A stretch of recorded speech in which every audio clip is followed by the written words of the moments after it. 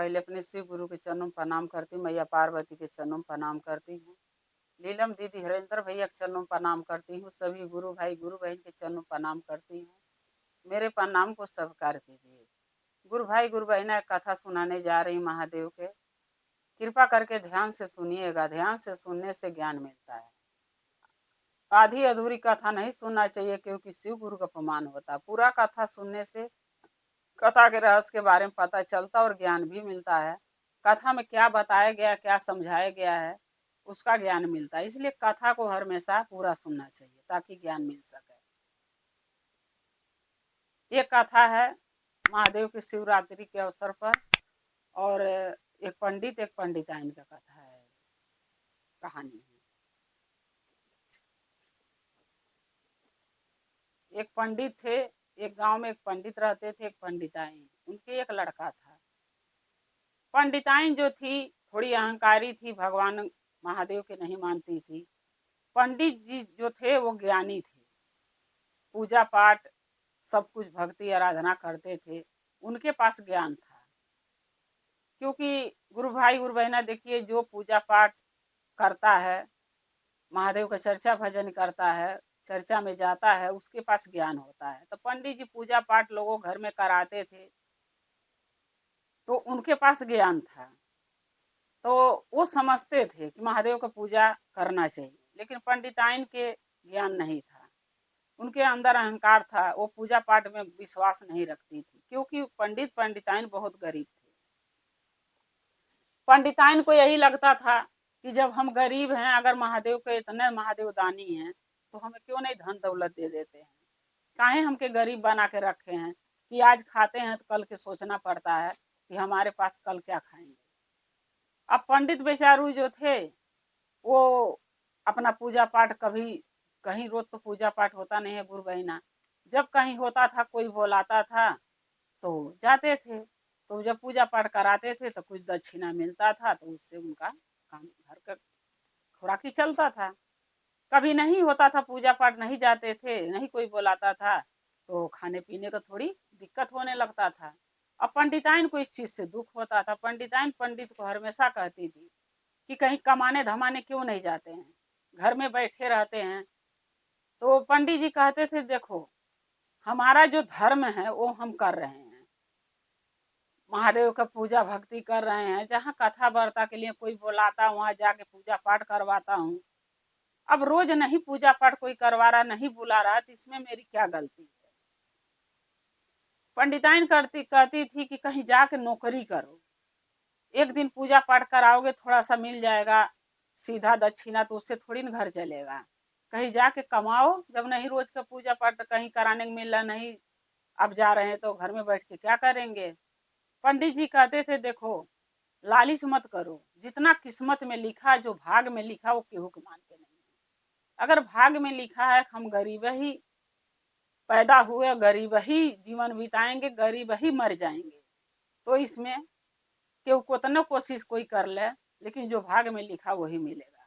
पंडिताइन पंडित को बहुत गुस्से में बोलती थी, बहुत उल्टा सीधा बोलती थी कि तुम तो जंगर चोर हो, तुम कमाना नहीं चाहते हो, तुम बस भाषण देना जानते हो, बतियाने से भाषण देने से घर नहीं चलता है। पंडित जी कहते थे, मेरा जो धर्म है वो मैं कर रहा हूँ, अब ये कहो किसी की जाके मैं नौकरी करूं तो मैं नहीं कर पाऊंगा, क्योंकि मेरे बस का नहीं है। पंडिताइन बोली, नहीं तुम नौकरी करोगे तो मैं जाके किसी घर में झाड़ू पोछा बर्तन कर लूंगी, ताकि घर परिवार चले। पंडित जी कहते थे, नहीं, अगर तुम किसी घर में झाड़ू पोछा करने गई तो लोग क्या कहेगा। पंडित पंडिताइन का पेट नहीं भर पाता, कमा खिला नहीं पाता है, अपनी बीवी से झाड़ू पोछा लोगों के घर में कराता है, क्योंकि हम पंडित के जाति हैं। लोग कैसे कैसे लोग कहाँ मिलेगा, तुम रहने दो, तुम भी मत जाओ कमाने, जो जो महादेव के दया से जो हम ले आ रहे हैं सुखी रुखी वही खा के गुजारा कर लेंगे। पंडिताइन सोचने लगी कि पंडित जी तो ऐसे ही बतिया के भुलवा दिए। अब बताओ, एक लड़का वो पढ़ रहा लिख रहा है, उसका खर्चा, घर का खर्चा। पंडिताइन क्या करी, सोचने लगी कि जो ले पंडित जी जाएंगे किसी घर में पूजा पाठ कराने, तो बोले कोई न कोई बहाने से, तो मैं मंदिर के बहाने चला जाऊंगी, किसी घर में झाड़ू पोछा कर लूंगी, आना ही तो खेत के बहाने निकल जाऊंगी। ऐसे करके निकल जाऊंगी, पंडित जी को पता नहीं चलेगा। पंडिताइन ऐसे ही करने लगी कि पंडित जी से झूठ बोल बोल के कभी कहती थी मैं मंदिर जा रही हूँ, कभी कहती थी मैं खेत जा रही हूँ, कभी कहती किसी घर जा रही हूँ। ऐसे करके वो झाड़ू पोछा किसी के घर में जाके करने लगी। धीरे धीरे बात ये पंडित जी को पता चल गया। पंडित जी सोचने लगे कि पंडिताइन को मैंने मना किया, पंडिताइन मानी नहीं, हमारी बेइज्जती करवा रही है। पंडित जी पंडिताइन से एक दिन बोले कि तुम्हें मना किया था किसी घर में झाड़ू पोछा नहीं करोगी, लेकिन तुम नहीं मानी, तुम जाके करने लगी। लेकिन कभी ये सोची हो, जो लोग हमसे मिल रहे हैं वो कहते हैं तुम्हारी बीवी तो मेरे घर में झाड़ू पोछा करती है, मेरी क्या इज्जत रह जा रही है। पंडिताइन बोली कि आप इज्जत के पड़ी है, किसी कोई हमारे घर में खर्चा चला देता है, हम नहीं कमाऊंगी तो। अब इसी दो यही बात में काम के लेके दोनों मियाँ बीवी में तू मैं हो रहा था। तू मैं हो रहा था। तौले महादेव पार्वती कैलाश पर बैठे थे, तो उन्होंने सोचा कि चलें देखें क्या बात है। जब महादेव आए एक साधु को भेष बदल के भिक्षा मांगने, तो पंडिताइन के घर आए तो पंडिताइन से बोले कि अरे देवी कुछ भिक्षा दे दोगे, बाबा को भिक्षा चाहिए, दे दो हमें कुछ। पंडिताइन गुस्से में बोली पंडित जी से मांग लीजिए, कमाना धमाना इनको है नहीं, घर में खाने को नहीं है, तो मैं आपको भिक्षा कहाँ से दूं। महादेव सोचने लगे कि पंडिताइन तो पूजा पाठ करती नहीं, इसको ज्ञान कहाँ से रहेगा, क्योंकि पूजा पाठ करने से ज्ञान मिलता है। अगर पंडिताइन के पास ज्ञान होता तो हमें ऐसे नहीं बोलती, जरूर नहीं ढेर तो एक मुट्ठी अनाज दे देती, चाहे 2-4-5 रुपये दे देती, कुछ तो देती। लेकिन पंडिताइन गुस्से में बहुत लग रही है। तो ऐसा इस घर में जो है महादेव सोचने लगे कि इस घर में एक महादेव की शिष्या आना चाहिए, कि पंडित जी अपने बेटे की शादी करते, एक शिष्या हमारी आ जाती तो इस घर का सुधार हो जाता, सबको बुद्धि ज्ञान हो जाता। तब बूढ़े बाबा बोले कि काहे बच्चे तुम दोनों क्यों लड़ रहे हो, क्या बात है। तब पंडिताइन कह रही बाबा आप भिक्षा मांगने आए, घर में हमारे कुछ है नहीं, मैं दूं कहाँ से। पंडित जी कमाना नहीं चाहते हैं, अब मैं किसी घर में झाड़ू पोछा करके कमा रही, इनको देखा नहीं जाता है, इसीलिए लड़ रहे हैं। तो बूढ़े बाबा बोले कि देखो बच्चा तुम दोनों लड़ो मत, इसका एक ही उपाय है कि अपने बेटे की शादी कर दो, क्योंकि लड़का सियान हो गया है। अब उसकी शादी कर दोगी तो घर में बहू आ जाएगी, दुख और बना के खिलाएगी और घर का देखभाल करेगी। क्योंकि महादेव तो ये सोचते थे शिष्या हमारी आ जाएगी तो घर का सुधार हो जाएगा, पंडिताइन को बुद्धि ज्ञान हो जाएगा। पंडिताइन के मन में लालच आया कि बाबा सही कह रहे हैं, अगर मान लो बेटे की शादी कर दूंगी, दहेज मिलेगा, उससे अपना हमारा घर का गुजारा होता रहेगा। आज जब बहू जाएगी नैहर तो कुछ न कुछ तो ले ही आएगी अपने माँ बाप से मांग के, तो इस वजह से हमें दिक्कत नहीं होगी। अब देखिए बुद्धि का कमी, किसी के देने से गुरु बहिना धन नहीं होता, चाहे दहेज हो चाहे बहू अपने मायके से लाए। अरे जो खुशी से दे दिया सो दे दिया, मांगने से नहीं मिलता है, अब मांगने से कोई इज्जत भी नहीं रहती है।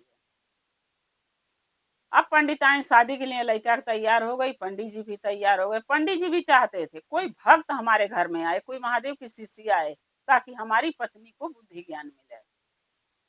अब शादी तय हो गई। एक लड़की थी, एक किसान की, पंडित थे वो भी गरीब थे। उस पंडित की जो लड़की थी वो महादेव की भक्त थी, शिष्या थी, बचपन से पूजा पाठ करती थी, महादेव का चर्चा भजन में जाती थी। उसी लड़की से पंडित जी के लड़के की शादी तय हो गई।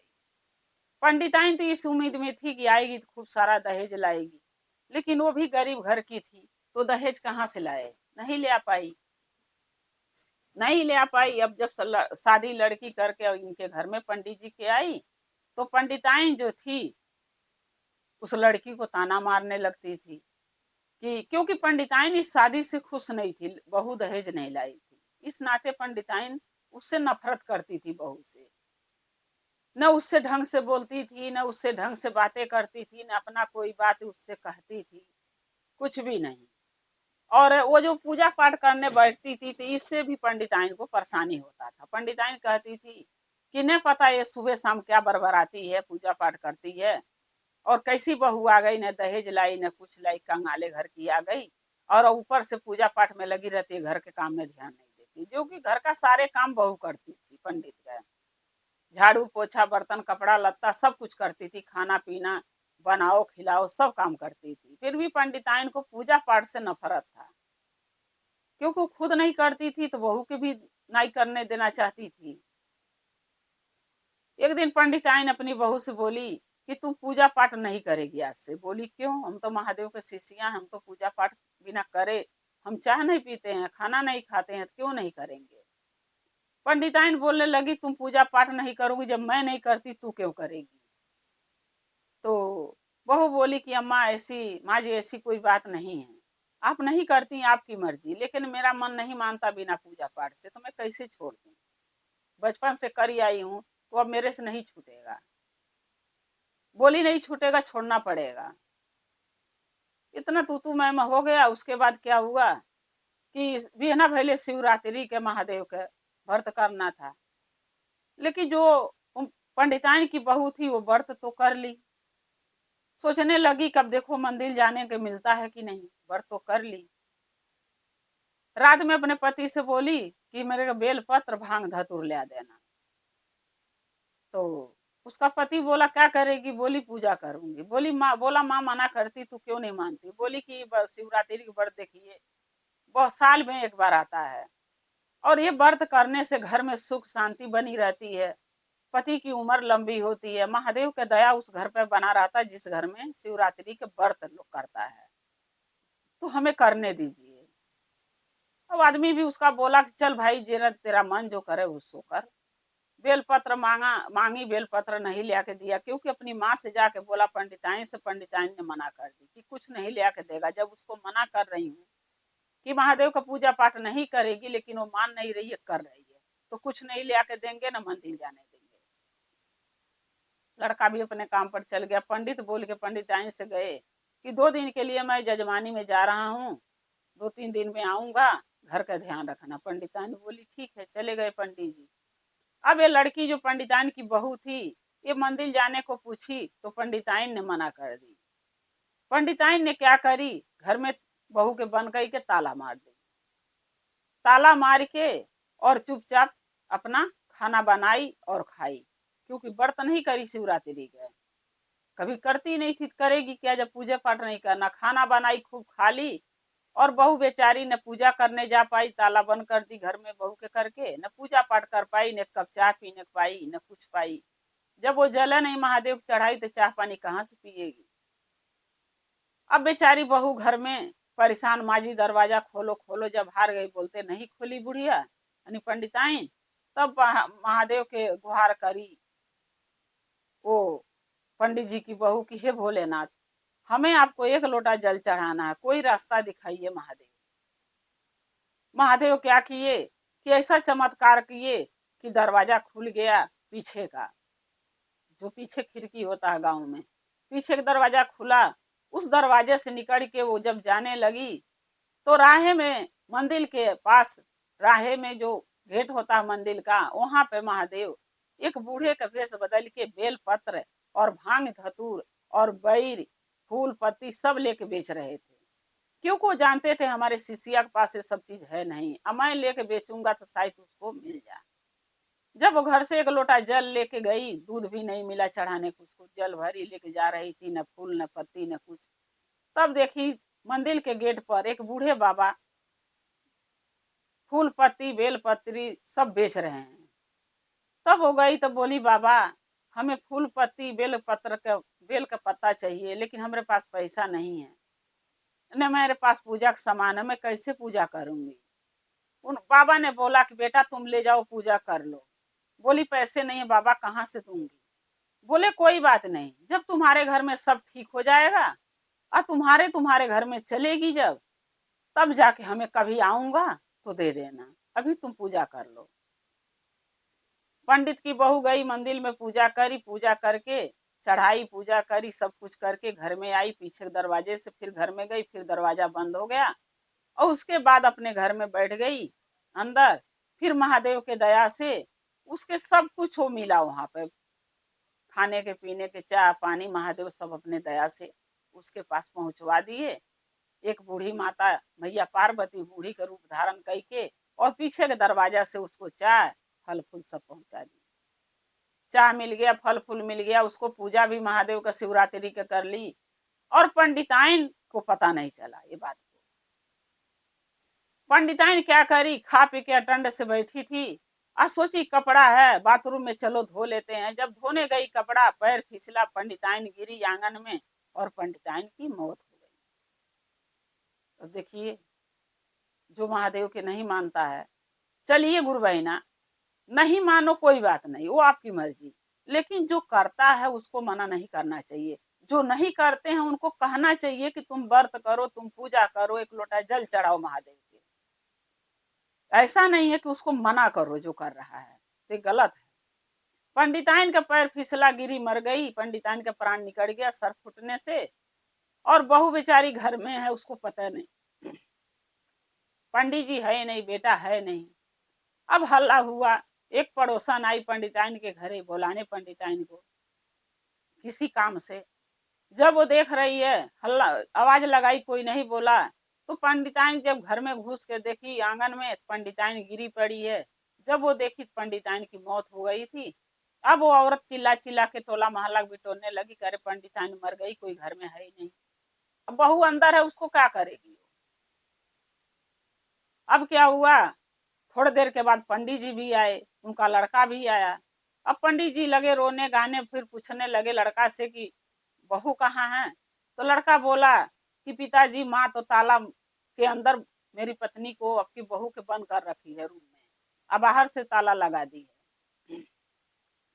पंडित जी बोले अगर मेरी बहू बाहर होती तो हादसा नहीं होता, लेकिन इन्होंने, हमारी पत्नी ने हमारी बहू के अंदर बंद करके बहुत बड़ी गलती करी, अब उसके कारण ये दुर्घटना हो गया। क्योंकि वो रोक टोक लगाती थी पूजा पाठ में। अब महादेव जाने की कैसे हुआ, क्यों हुआ, लेकिन हमारी बहू होती तो मुझे पूरा विश्वास है ये दुर्घटना नहीं होता। लड़का से बोले पंडित जी की बहू का ताला कमरे का खोल, अब बहू के बाहर निकाल। लड़का बोलने लगा कि माँ चाबी लेके चली गई।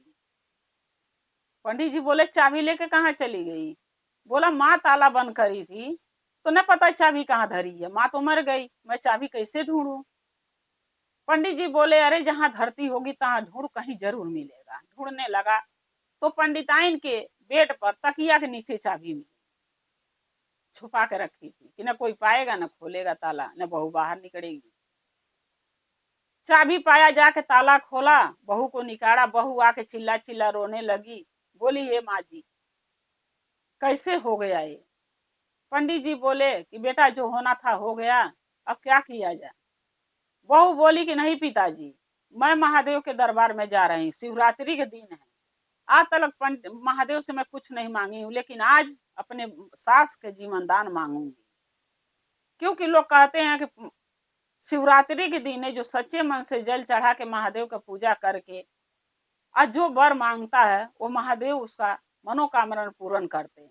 क्योंकि आज महादेव के मैया पार्वती के विवाह के दिन है। मैं जरूर मंदिर जाके माता महादेव से या मैया पार्वती से अपने सास के लिए जीवन दान मांगूंगी। पंडित जी बोले कि बेटा ये हो नहीं सकता, अगर किसी की मृत्यु हो जाती है तो कैसे जिंदा होगा। बोली कि मुझे पूरा यकीन है बाबूजी, आप चिंता मत कीजिए, महादेव हमारे सास के जीवन दान जरूर देंगे। क्यों कि महादेव इतना बड़ा कलंक मेरे ऊपर नहीं लगने देंगे। लोग क्या कहेगा कि बहू शादी करके आई, 1 महीना नहीं बीता और सास मर गई, इसके मतलब बहू के पैर यानी घोड़ी ठीक नहीं है। मैं ये कलंक लेके बाबूजी जी नहीं पाऊंगी, इसलिए मैं मंदिर जा रही हूँ। पंडित जी बोले जा बेटा, जब ले तू आएगी नहीं लाश यहीं रहेगा, तू जा। पंडित की बहू मंदिर गई, महादेव से गुहार लगाई, सर पटक पटक के लगी चिल्लाने रोने की, हे भोलेनाथ अगर सच्चे मन से कभी मैं आपकी पूजा करी हूँ, 1 लोटा जल चढ़ाई हूँ, तो मेरी सास के जीवन दान दे दीजिए, मेरी सास को जिंदा कर दीजिए महादेव, उनके बिना हमारा ससुराल अधूरा है, हमारा जीवन अधूरा है।